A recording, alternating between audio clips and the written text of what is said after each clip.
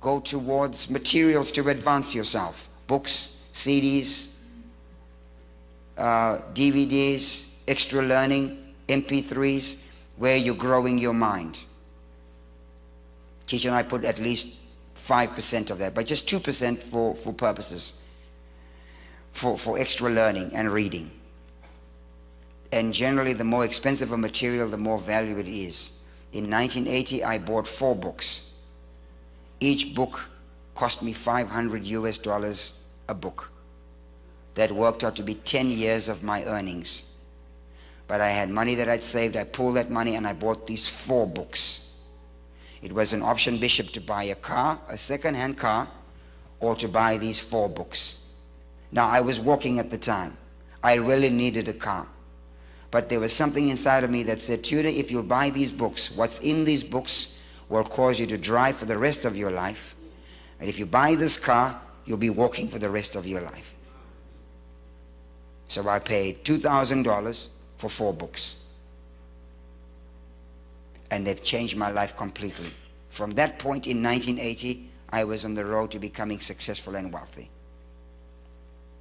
You need a financial plan. 3%, 2% goes towards, 3% must go towards your children's college. Especially when you start working, you're not married, you don't have kids, that's the time to put money towards children's higher learning. It becomes a part of your culture. So in actual fact, sisters and brothers, before you have paid your rent, before you've paid utilities, before you paid for food, before you paid for clothing, before you paid for anything, 35% of your money is already allocated. All you have is 65% of your money left. And we have proved that you can become wealthy on 65%.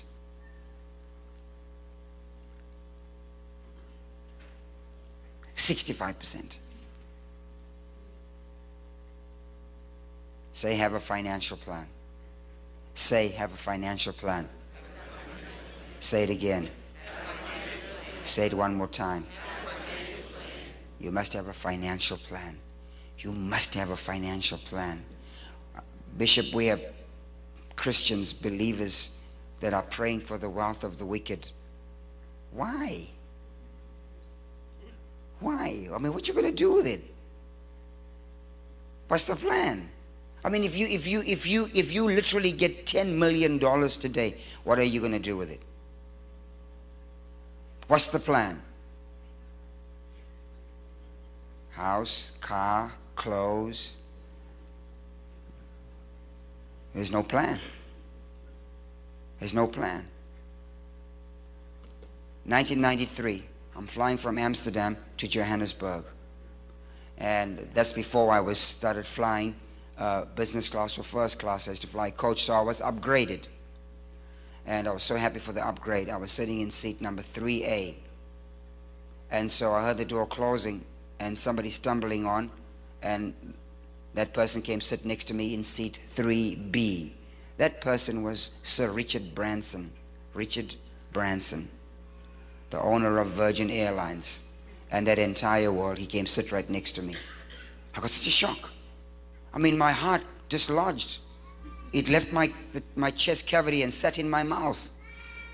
That's why I couldn't speak, because my heart dislodged my tongue. I was like, oh.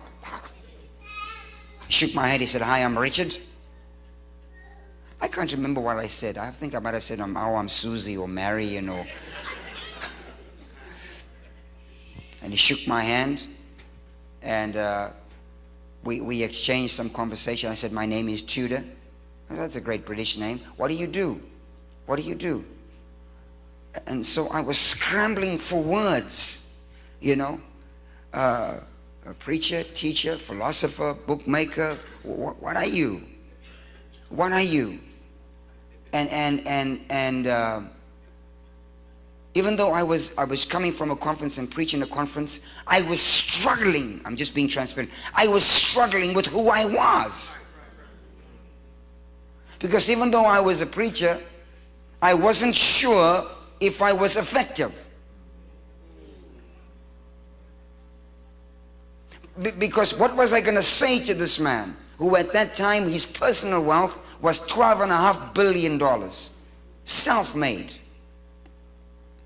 And so they were pushing back, and he was doing some stuff, and then when we got to cruising altitude, they brought his mail, Bishop.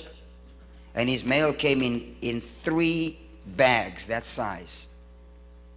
They were serving drinks and food. He was going through his mail. Went through his mail. Took him an hour. And then all of that was thrown. He kept a handful like this and put them in his inner pocket. And he said to me, all of that, that's what I was looking for right here. Put it in his pocket. And then he spoke to me for 10 minutes. He said, I got to turn around and sleep. I'm going to the inauguration of President Mandela. He said, and he spoke to me for 10 minutes. And he gave me some information in 10 minutes. And then he gave me a phone number and said, if you need anything, Tudor, this is my number, phone me. I couldn't sleep. Because what am I, if I'm ever going to use that phone number, I had better have a plan. I'll phone the brother and say, hey, Rich, hook me up with a pizza, bro.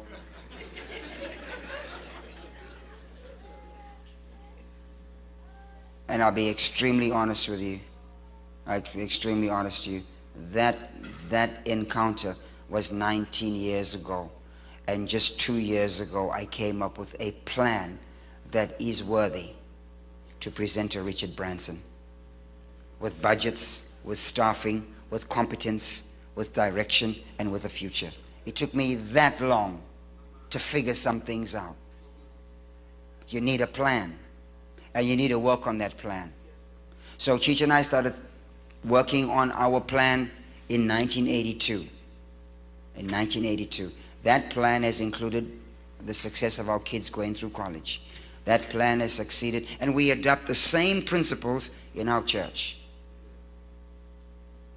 Our church, for our church to run, is about $3.5–4 million American dollars a year. It's moderate. For Africa, it's pretty good. It's moderate. I wish it was more. And we have 75 employees. But if we never took an offering for 1 year, for a solid year, we could pay for everything. Because with our financial plan as a church, with everything we do to keep every light on, every missions program going, all of our travel and all of that, our financial reserve in cash is over a year deep. We're over a year deep. It's a plan. It's a plan. Tell somebody you need a financial plan. Please say that.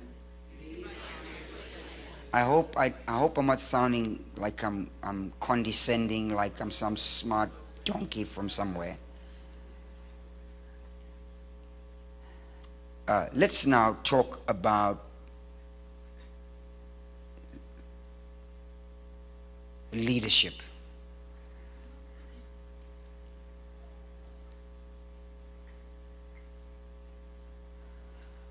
There are 4 things about leadership that makes you a leader. The first one is the ability to see. What do you see? Because everybody's looking. What do you see? And so I was adamant that I hadn't been in this building. And because Bishop was trying to tell me in a very nice way that I'd not been here for a long time. But I was in this building for one service. Sister Posey was standing over there playing the horn. I remember that now. So I have been in that building. So, but since then, Bishop. Yes. But even when I came in last night, I was counting, basically looking at the chairs and seeing the choir and looking at the microphones and why, looking at the position of the cameras, the color scheme. I was looking at everything because I was making notes to take back to where we are. I do that with every building. Watching the way offerings are received, looking for the good, the bad, the ugly in terms of a system, not people. Looking for how people, you can usually tell a people by the expression on their face. whether they're being hammered, beaten to the ground, motivated, da-da-da. So I'm kind of like looking. I just say this publicly. I'm just concerned that Bishop Posey was praying for everybody. We got to preserve him. When I was in Korea, they don't even allow people to touch Dr. Cho's clothes because they want him to live 100 years old. They said even if you touch a person's clothes, you're taking life out of them. So it just depends how long you guys want your bishop here. So some of you have to up your game, put him on a chair, let him put his hands up, and you all pray for the people. Hallelujah, Bishop. I'm not even looking at you. Amen. I'm not looking at you. I'm not even looking at you. Because you can't touch everybody. And you got people who are undisciplined who will come for prayer every week. And if I see them coming in the prayer line for the same thing, I'm not praying for them. That's just me. I haven't had espresso this morning. I'm sorry. So what do you see? Number two, leaders hear. What do you hear? What do you hear? I was fascinated. I was on a train in England, and there was a family traveling together. And the car we were traveling in, you know, was a little noisy and rowdy. People were going to watch a football game, and there was a mother there, 2 kids with her husband, and the husband was sitting in the corner with the baby. And the kids were carrying on. The mother was sleeping, and that baby just went, ah, and the mother was up instantly. Because amidst all of that noise and all that rambunctiousness and carrying on is what you hear. Mom heard that baby and responded to that baby immediately. What do you hear?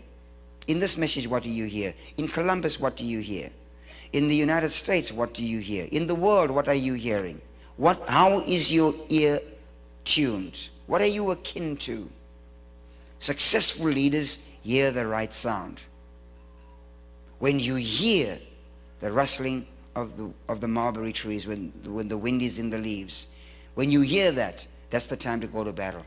So leaders hear differently. And number 3, what stirs you the most? What makes you angry as a leader? For me, Bishop, what makes me angry as a leader is poverty. Poverty makes me angry. When I see it, I get angry. I was in Malawi some years ago, and the church we were in the building we were in was half the size of this hall, and they packed in 2,000 people. I mean, that's African style. It's like people on top of people.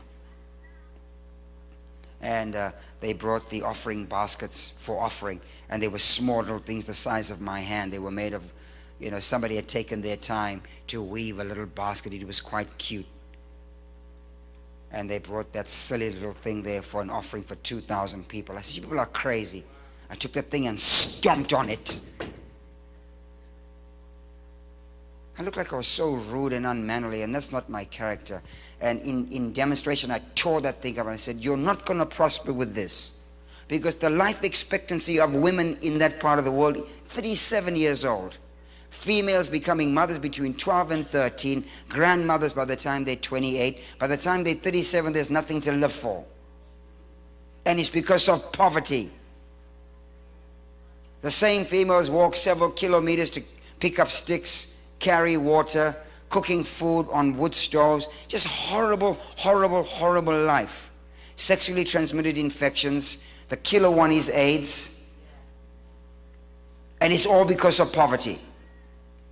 Education is free for women in Malawi, but hardly any of them go to school because poverty is the #1 killer. Not AIDS, not malaria, not a lack of immunization. It's poverty. So poverty makes me angry. That's why we have constructs in our ministry to alleviate poverty. I was hoping Dr. Tendai would be here. He is working with a multi-million-dollar structure for empowering women in small business. You know why there's crime in our cities? It's poverty. It's poverty. You know why you got Flavor with all of that stuff in his mouth on TV? Because it's poverty. There's a group of people that are in poverty that empower that rubbish. All of the stuff you see on TV, this stuff, bootylicious, that's poverty.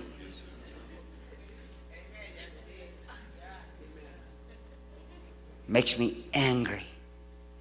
Did you see all the little storefront churches with all the wannabe preachers, $2 preachers? That's poverty. It's poverty. They won't submit to a system, so they want to go start their own church to milk a handful of people who are stupid enough to go there. It's poverty. It's poverty. And it makes me angry.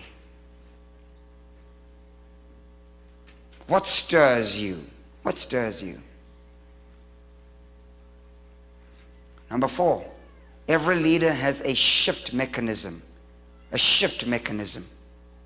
A day when you say, like Scarlett O'Hara in Gone with the Wind, I'll never, ever go hungry again a day in my life.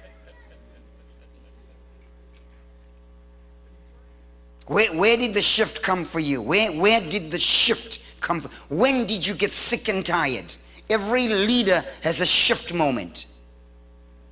A shift moment. Mine came just after Cheech and I got married. Had no motor vehicle. I had to borrow a bicycle. I'm riding my bicycle, going to see the bank manager. I needed some money to help us, and he said to me, "Don't be late, too," because I used to work in that bank.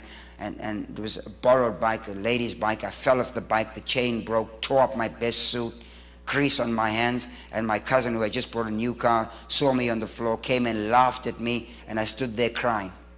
I stood there crying, a grown man boo-hooing. And I made a vow that day. This will never happen to me ever again. And that day I made up my mind. I will be rich. Every leader has a shift moment. Ask Moses. Ask Moses. He had a shift moment. Joshua had a shift moment.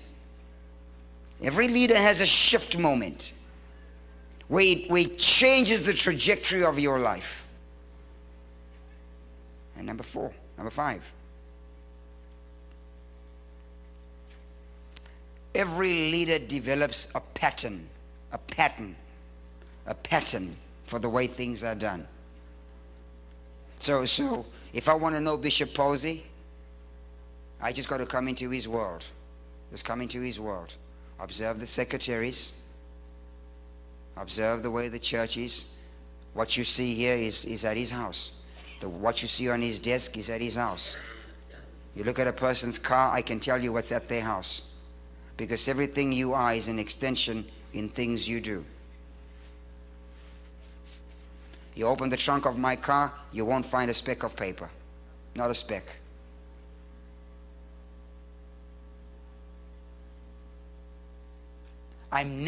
Sherry, I'm a naturally untidy person. I'm naturally untidy. If I open my suitcase, Sister Posey, stuff just falls out everywhere without my permission. I'm just naturally untidy. I don't know why. Chichi is naturally tidy. She's a better person than me in more ways than one.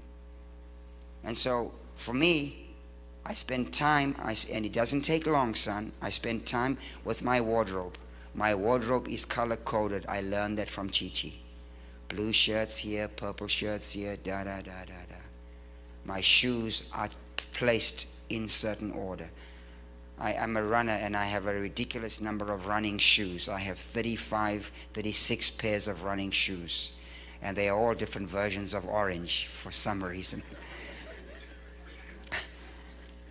But the thing is, I have to do it because I'm naturally untidy. I'm naturally disorderly. And so I've had to change my pattern. Every leader has a pattern. Look at the Old Testament. It's the altar, the brazen altar, the laver, candlesticks, table of showbread. It's a pattern.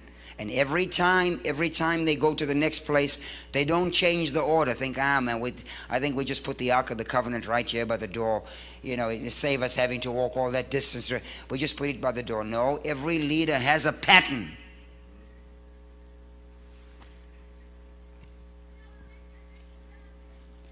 You don't have to, if you're a musician, you can be sitting with your eyes closed and you can hear a song come on and you can tell, oh, that's Stevie Wonder. Because there's a certain pattern he uses. You can tell Earth, Wind and Fire music. Or let's get spiritual. You can do a Donald Lawrence song. Because there's a certain pattern. Every leader has a pattern.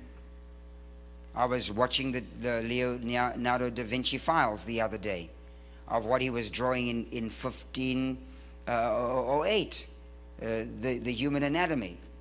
And it's all within a pattern. And you can identify a Van Gogh painting, a Picasso painting, a Rembrandt. You can tell a Tchaikovsky piece. If you listen to Mendelssohn or Handel's Messiah, it's all a pattern. Strauss, his music, it's not like Mozart. It's all waltz, 3/4 tempo music, because every great leader has a pattern. That's true of leaders in Africa. They all have a pattern. In our country, they don't want to leave. They just stay there forever. So what's your pattern? You have to develop that. Wow. Here are the 4 foundations of a leader. 4 foundations of a leader. And then I'll close with the finance side. The first foundation of a leader is belief. Beliefs. What do you believe? What are your core beliefs? What do you really believe? I'll just throw a few things out. What do you believe about, if you're a man, about women? That determines the way your world is run. What do you believe about money? What do you believe about race? What do you believe? Non-belief is a belief. You believe in nothing. What are your beliefs? What are your biblical beliefs? Number 2.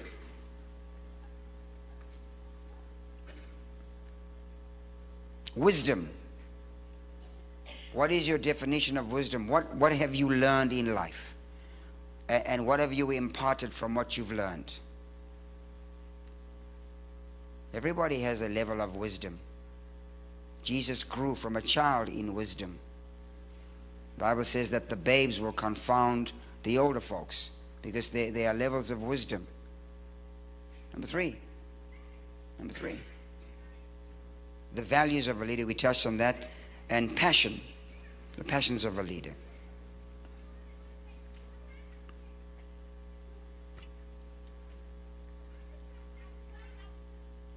When you work with somebody that comes into the house, like the prodigal son, that comes into a system of privilege, and they never understand the value of a hard-earned dollar, it's very hard to explain to your son what it took for you to get here. You see it in the neighborhoods, toys in bicycle on the lawn, toys thrown everywhere. You walk into a house, the PlayStation is just thrown there, because the kids don't realize what it took to get there. Because there's a diminishing of value systems. And so all of life, please listen to me, all of life is built on a reward system. Everything is a reward system. If you are faithful with a little, you get much. Faithful with another man's, you get your own. And so in the 21st century, the reward system is never really applied. And so people then get rewarded by going to jail, because they get paid for the wages of sin. It means you earned it, you're getting paid, is death. And so in our system, we have to set up a value system where there is a reward system. On the top of the reward system in terms of your success as a person, the highest seed a person can sow is honor. There's no greater seed than the seed of honor. No greater seed. There is no greater seed than honor. And we live in a society that shows the most dishonor. I get a little, personally, a little horrified, even in a country where you enjoy your freedoms, freedom of speech and expression and all that.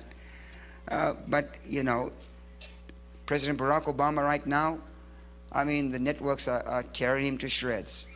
And yes, maybe there are a few things that he should be doing, whatever those are. I can't say because I don't spend 10 seconds in his life, But in some news outlets, they definitely cross the line because they move away from issues and start insulting. And that's a lack of honor. It's a total lack of honor. We live in a society where there's no honor. So if you're going to be successful and receive rewards, honor must be in there. All failure can be traced to dishonor. All success is because you honored something, someone. If I dishonor the law of gravity, I'm going to break my neck.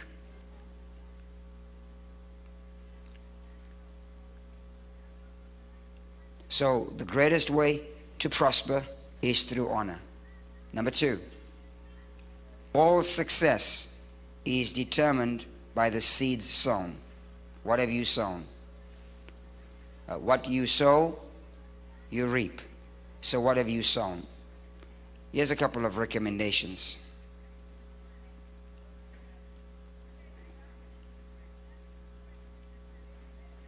Here's a couple of recommendations.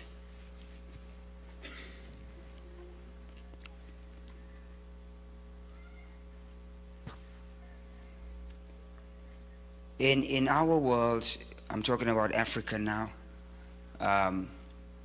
there are individuals that are probably more gifted, more anointed than I am. And of course, I understand the grace component, that God has put a grace on my life. But there's one thing that I can attribute our rise in ministry to, and that's sowing, giving, sowing and reaping, sowing. You can't give what you don't have, at least initially. You have to, such as I have, give I thee. Such as I have, give I thee. So it's difficult to give something when you don't have it, but you can actually create things to have that you may not have. For example, you can give honor where honor is due. You can give honor. In one of his testimonies, Jimmy Swaggart said the challenge that he had after he fell, God spoke to him and said, because he as a leader dishonored a woman in his church, an old lady, that every single Sunday without fail she would breeze by his office with $2 for a cup of coffee. And he got to the stage that when he saw her coming, he got his armor bearers and stuff. He said, just get rid of her. And God said, you honored somebody that I told to give you $2 for your coffee, and you dishonored her. So it works both ways. So the first thing you sow is honor. And respect and all that comes in that category. The second thing you sow is time. Everybody has time. You got November conference coming up. You got to serve in some way. Serve somewhere. I don't want to come to Ohio in January and February. It's too cold. And November has its moments. But the thing is that the same people keep on serving. Give them a break. Give your time. Serve in some way. Make a pie. Well, some of you need to go buy one. Just buy one. Sow your time. Tell someone, sow your time. This comes long before you ever sow money. Sow your time. Sow your time. Sow honor. Sow your time. Sow your time. Go give some of those kids that are working in the children's ministry a break. Say, look, I'll come work here today. You know, go and enjoy the service. I'll watch the children in children's ministry. Sow your time. Sow your time. Sow your time in the parking lot. Help park cars, and you'll be so grateful.